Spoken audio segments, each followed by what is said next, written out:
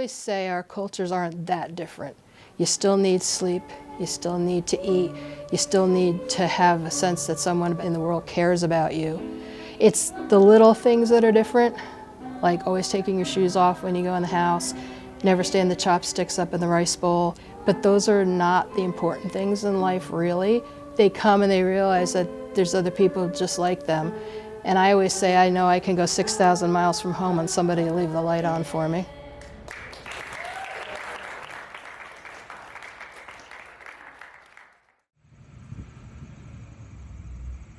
My name is Brandon Berra. I am the chairman, so I do whatever is necessary is the short answer. Mostly organizing trips and just being a communication link between the two. So I am the co-chairman for the Exchange Association. Some things that entails is I work a lot with Brandon Berra, the chairman. We go over what we're going to do for these trips, how we can go about raising money, just try to find ways to get involved other people and try to spread our sister city. My name is Susan Sherburne and I'm the secretary. I maintain a distribution list which keeps getting longer every year. My name is Kiyoshi Yamauchi. I am the tour escort for the students who are coming. The Sister City started in 1998. That was an activity that came along in the early 2000s, was to bring some of their college students to our college here. New Paltz has a symbolic mountain, Mount Mohonk, and we do have symbolic mountain, Mount Osa. Basically, we are from Niimi City, but the start, it was Osa town. So Osa had New Paltz. Niimi had, I think they were sister cities with Sydney, Canada. One of the other smaller towns had a sister city somewhere. And at the end of the day, I think we're the sister city relationship that survived.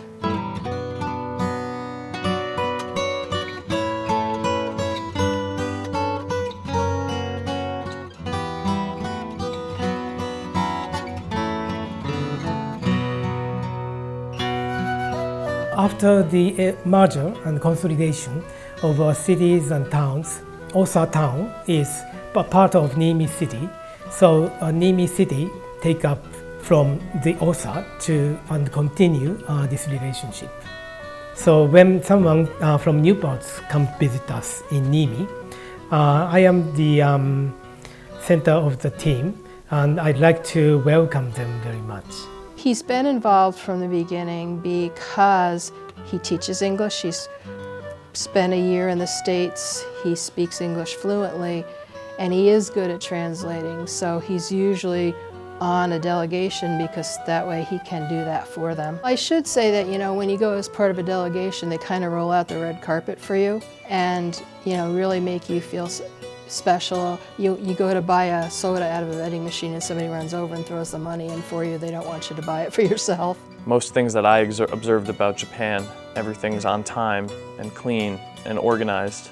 Everybody works very hard and is always very helpful, especially if you're a guest. You're staying with someone over there and you end up developing lasting friendships. So there's people that I've known for years now from my 2 trips that I still stay in touch with. Why I chose New Paltz to our destination is New Paltz is a sister city. And personally, I have many friends. So I know that people in New Paltz are very friendly and welcoming to us.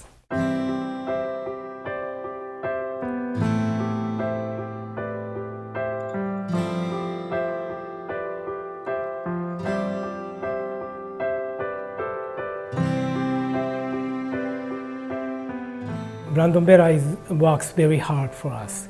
Yeah, he is the leader of the New Paltz International Exchange Association. Dave Kakamo, who's our treasurer now, was our last chairman. I didn't know about the exchange during his time. I do know that one of the reasons he asked me to be chairman was because as he gets older in age, it's a lot to plan and coordinate these things.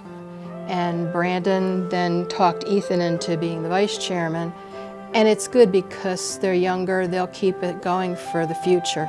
So the first time I went to Niimi was for the 25th anniversary ceremony. About 2 weeks prior, I actually became co-chairman. Brandon had asked me if I wanted to go with him to Japan, and I figured it would be fun to be very spontaneous and take a trip to Japan. I've been to Niimi a couple times since then, and then we had the recent student visit.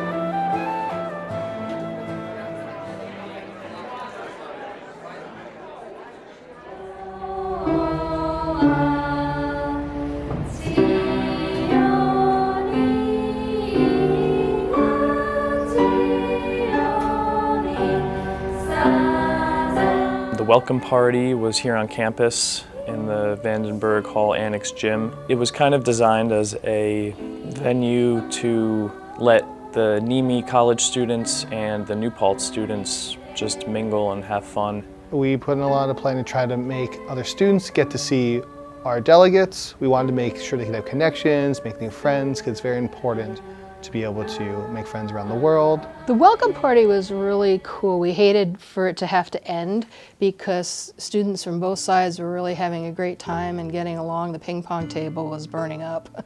The community, I mean, that's the main part, the point of this whole thing. And just in the past couple years in my role, I have met so many people in New Paltz that care about this and have a history with it. You know, the donations from restaurants or any businesses, that's how we support the funding for these things. And every year we get enough to cover it.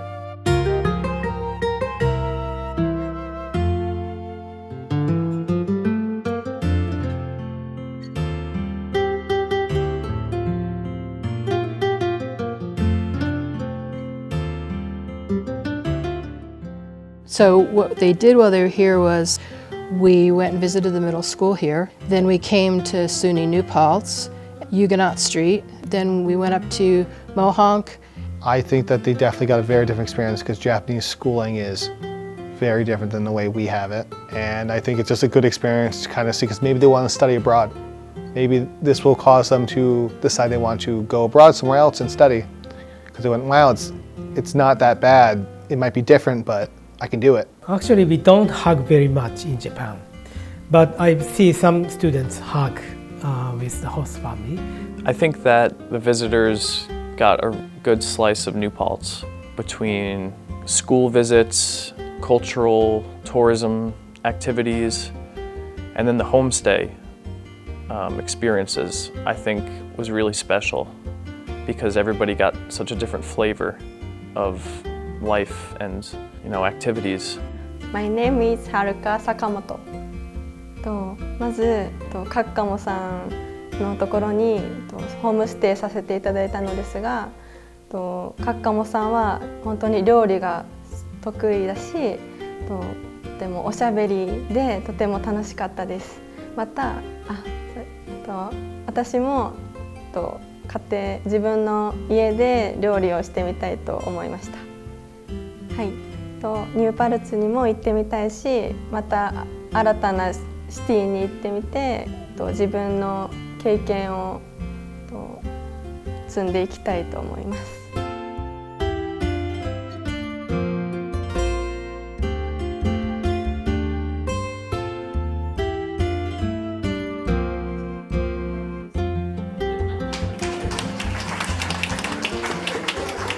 The farewell dinner was set up as a potluck dinner, but we also had some donations from some local restaurants in town. That was a concept not necessarily familiar to Japan, the idea of a potluck, and they kind of liked that idea because everybody pulled together and makes it happen, and that's kind of the way they do things a lot. We were moved by the speeches, and I am personally moved to my student speech. That's a very typical thing in Japan, that at a welcome party and a farewell party, there's always a lot of speeches on both sides. I actually didn't expect that the delegates were going to give speeches. I actually very last minute decided I was going to give a speech and did not expect that everyone in the room was going to give a speech too. I thought everybody gave great speeches, and I think that was the highlight of that party for me. And the fact that they all spoke in English, which I know a lot of them did not want to do. Just so amazing. I believe my students learned a lot especially they need to be confident. And some of the students are kind of shy a little bit. Brendan and I like to try to speak as much Japanese as we can. We want to make people feel more comfortable. So it adds its own challenge. So on both sides, actually, I would argue, it creates a certain level of confidence when you have to speak the other person's language. I think as the trip went on, everybody got more comfortable around everyone. I think both sides were able to speak more in each other's language.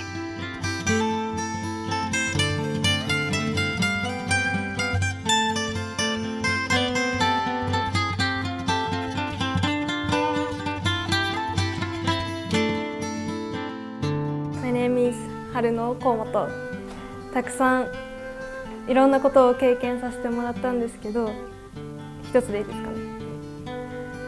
中でも一番印象に残ったのはホームステイでの、ホストファミリーとの経験です。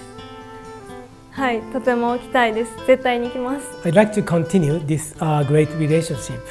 As a college English professor, I'd like to take group of students again in the future, and so that this communication, this friendship continue forever. Raising awareness is the #1 thing. Everyone I've talked to has said, "Oh, I had no idea we had a sister city. That's so cool." The community is the reason why we can do this, really.